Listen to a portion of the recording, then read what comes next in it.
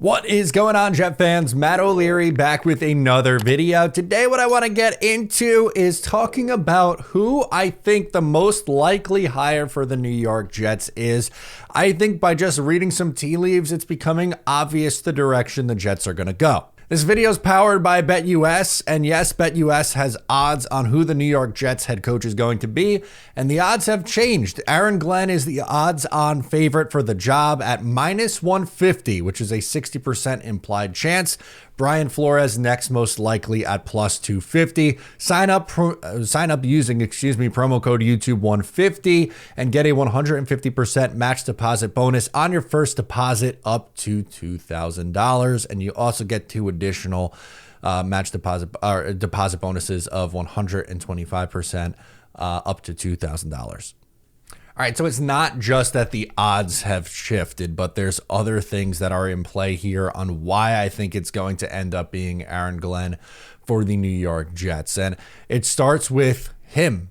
Aaron Glenn himself has said to now multiple people that he wants this Jets job. According to Brian Costello, the most recent report from yesterday is that the Jets are his first choice in this cycle. Many believe that it's going to come down to the New York Jets or the New Orleans Saints, where Aaron Glenn ends up. Now, he has taken interviews elsewhere. The only one that he denied was the New England Patriots, but he has interviewed everywhere else. And of all those choices, he wants the New York Jets the most, which is a big reason why a lot of people wanted Rex Ryan for those who wanted him. The others who did not want him, this isn't at you, but for those who wanted him, it was because, well, Rex is proud of the Jets and he wants to be the coach.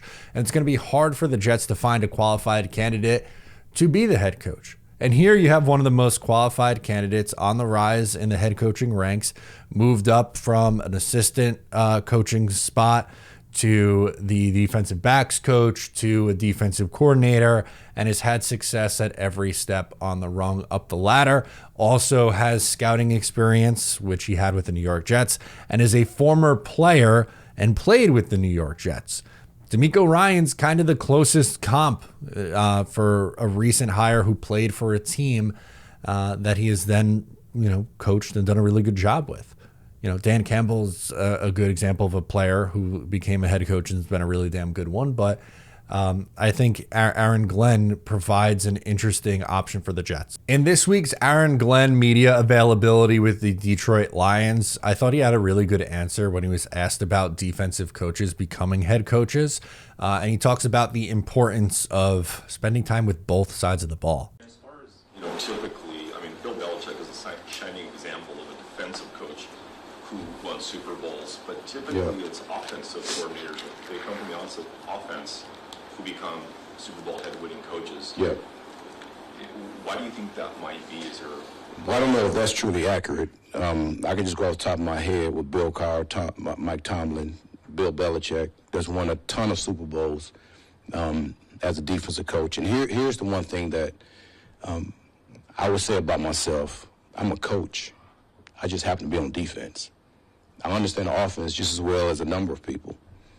So if you want to hire me, you're going to hire a coach. You're not going to hire a defensive coach.